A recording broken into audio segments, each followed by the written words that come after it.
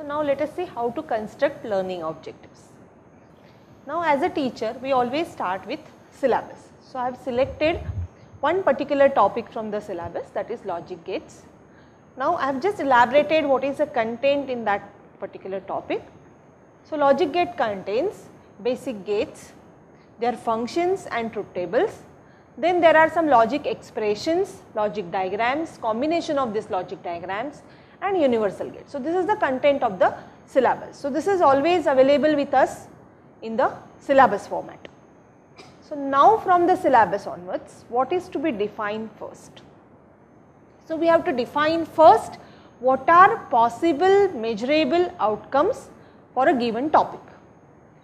So I have defined few of them, that student will be able to draw symbols of the basic gate. So that can be one of the specific measurable performance outcome, that is they will draw symbol that is only expected from students, or they will just able to write a truth table. If symbol is given to them or gate is mentioned to them, they will able to write simply a truth table. Then third can be, if a circuit is given to them, they can able to show a logic diagram, connection diagram, or if any practical problem is given to them, they will able to convert it into simple logical expression. So here what we are expecting is, what is the performance outcome, that is measurable performance outcome. So drawing of the symbol you can measure easily. If they write a truth table, that is also measurable performance. If they draw a diagram, you can look at the diagram, you can see the details of the diagram, and the diagram itself is a measurable outcome. Or if they write some logic expression, that is also a measurable outcome. So first we need to identify what are measurable performance outcome for a given topic. There can be many outcomes, there can be few outcomes. It's up to teacher that what level you are expecting from the students.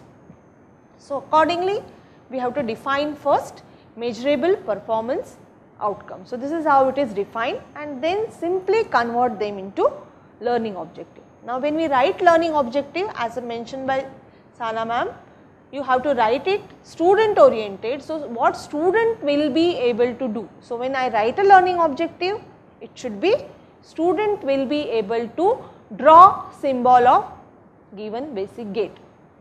So it is student center or learner center and measurable performance outcome. So all the possible measurable outcomes are now converted to learning objective as student will be able to write truth table for a basic gate, student will be able to draw logic diagram, student will be able to draw symbol for a given basic gate. So these are the learning objectives. So how we started? We started with a simple topic from the syllabus. We noted down, or we have listed what are possible performance outcome for a given topic or given module, and then we converted them into learning objectives. So what is important in construction of learning objective is, you have to select an appropriate action verb. That action verb should able to say what is the performance outcome of a student. It should be specific measurable outcome. So when we are writing learning objective, you have to remember that we are not supposed to use these verbs, that is understand function of logic gates, visualize logic circuits. They will know how logic circuits or logic gates work. Instead what we have to use? Action verbs like identify, list, student will able to describe, logic diagram, student will able to explain function of logic gate, they will able to solve problem. So there should be specific measurable learning outcomes of a student. So verbs, whatever verbs you are using, that verbs should actually predict or give action or the performance measures of the student. That is most important when we are writing learning objective.